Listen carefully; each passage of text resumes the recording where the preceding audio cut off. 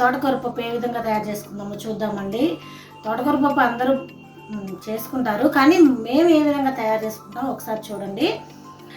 ఇప్పుడు మామిడికాయ సీజన్ కాబట్టి పచ్చి మామిడికాయ, తోటకూర, టమాటా కలిపి పప్పు చేస్తున్నానండి. చాలా బాగుంటుంది, టేస్ట్ కూడా ఒకసారి ట్రై చేయండి మీరు కూడా. సరే, ప్రాసెస్లోకి వెళ్ళిపోదామా.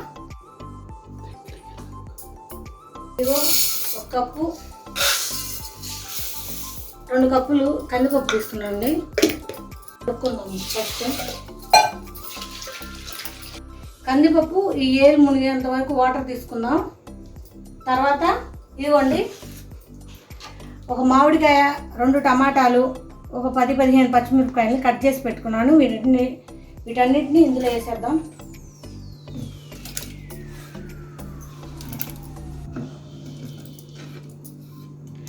నెక్స్ట్ తోటకూర అండి.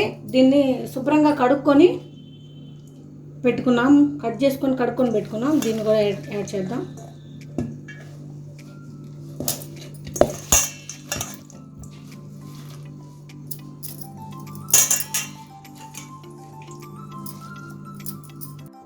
చిన్న స్పూన్ పసుపు వేసుకున్నాం. ఇదండి, మీకు రుచికి సరిపడినంత. మేము 2 టేబుల్ స్పూన్లు కారం వేసుకున్నామండి. ఆల్రెడీ పచ్చిమిర్చి వేసాం కాబట్టి సరిపోతుంది. కొంచెం ధనియాల జీరా పౌడర్ కొంచెం వేసుకుందాం.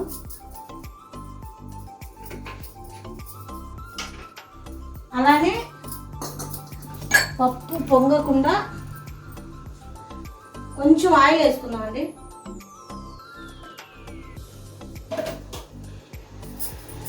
ఇంకా దీంట్లో చింతపండు అవసరం లేదండి, ఎందుకంటే ఆల్రెడీ మామిడికాయ వేసాం కాబట్టి సరిపోద్ది, చింతపండు అవసరం లేదు. ఇంకా దీన్ని మూత పెట్టేసి కుక్కర్ పెట్టేసుకోవడమే.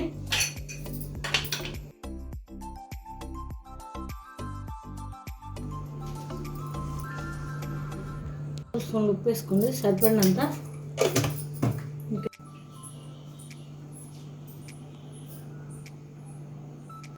తాలింపుకు సరిపడినంత ఆయిల్ వేసుకోండి. స్టవ్ ఆన్ చేసుకొని తాలింపుకు సరిపడినంత ఆయిల్ వేసుకోండి. తర్వాత తాలింపు గింజలు అవే అండి, ఆవాలు, జీలకర్ర, పచ్చనిపప్పు, మినప్పప్పు.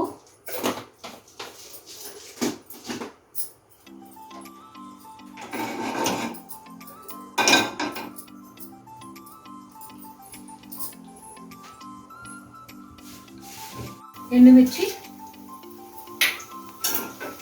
4 ఎండుమిర్చి యాడ్ చేసుకోండి. తర్వాత ఆనియన్స్,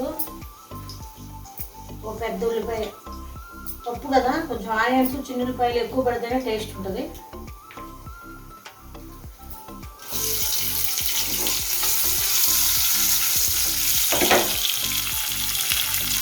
చిన్న ఉల్లిపాయలు ఒక 5-6 వేసుకోండి. పప్పుకి టేస్ట్ తాలింపులోనే ఉంటుందండి, ఈ పోపు పెట్టడంలోనే టేస్ట్ వస్తుంది. కరివేపాకు వేసుకుందాం. కొంచెం దూరంగా ఉన్నాం. ఇంగు కొంచెం యాడ్ చేసుకోండి, పప్పులోకి ఇంగు బాగుంటుందండి. తాలింపు అయిపోయింది, ఇప్పుడు దీన్ని పప్పులో ట్రాన్స్ఫర్ చేసుకోండి.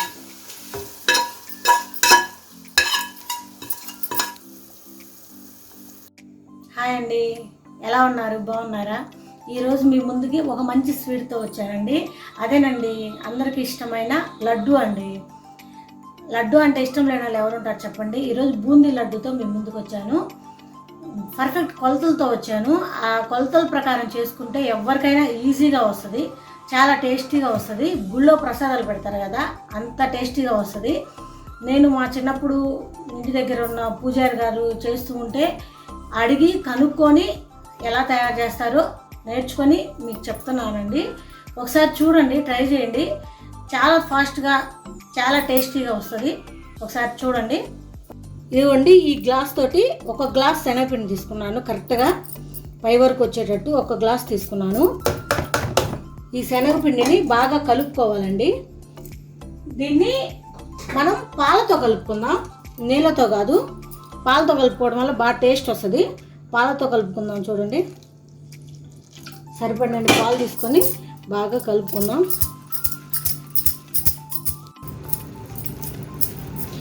మనం ప్రసాదం లడ్డు టేస్ట్ రావాలంటే కంపల్సరీ పాలతోనే కలుపుకోండి. పాలతో కలుపుకుంటేనే ఆ టేస్ట్ వస్తుంది. ఒకసారి చేసి చూడండి.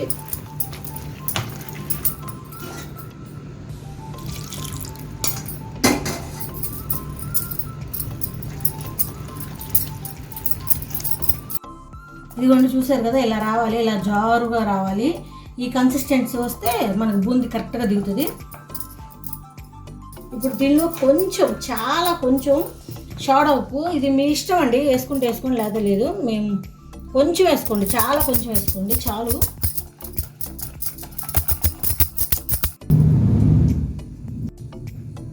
కాబట్టి నెయ్యితోనే చేసుకుంటే బాగుంటుంది. ఇప్పుడు బూందీ కూడా నెయ్యిలోనే డీప్ ఫ్రై చేద్దాము.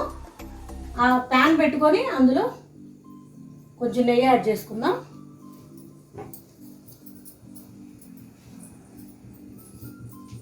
మీ దగ్గర బూందీ గట్టి ఉంటే దాంతో తయారు చేసుకోండి. మా దగ్గర లేదు కాబట్టి మేము ఈ చిల్లుల గిన్నెతోటి బూందీ తయారు చేస్తున్నాము. సరే, బూందీ ఎలా తయారు చేయాలో చూద్దాం. నెయ్యి కాగింది. ఇప్పుడు ఇంకా దీంట్లో బూందీ తయారు చేద్దాం. నేతిలో వేస్తున్నావు కదా మమ్మీ, చాలా మంచి స్మెల్ వస్తుంది. అవును, ఇది మరీ కలరు, ఈ కలర్ వచ్చేంత వరకు వేయించుకోవాలి. మరీ పచ్చగా కాకుండా కొంచెం ఈ కలర్ అవ్వాలి.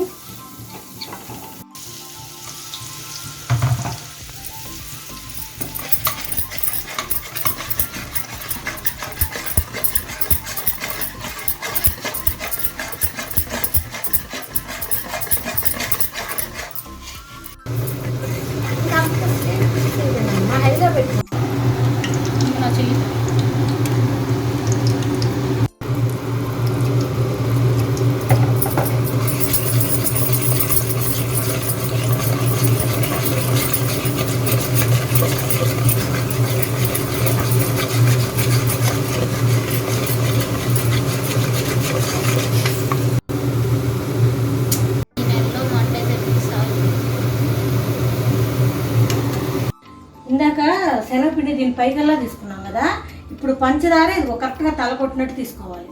అప్పుడు కరెక్ట్గా సరిపోతుంది మనం చేసిన బూందీకి ఈ పాకానికి. దీన్ని ప్యాన్లో వేసేసుకొని కొంచెం వాటర్ పోసుకుంది.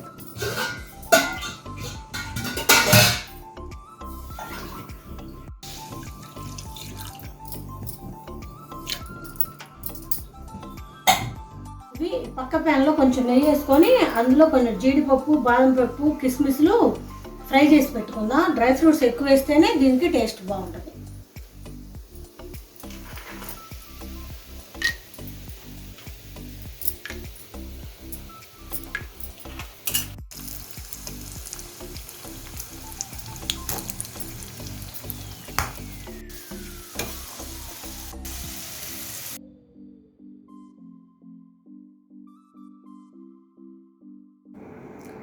పాకాన్ని ఒకసారి చెక్ చేసుకోండి.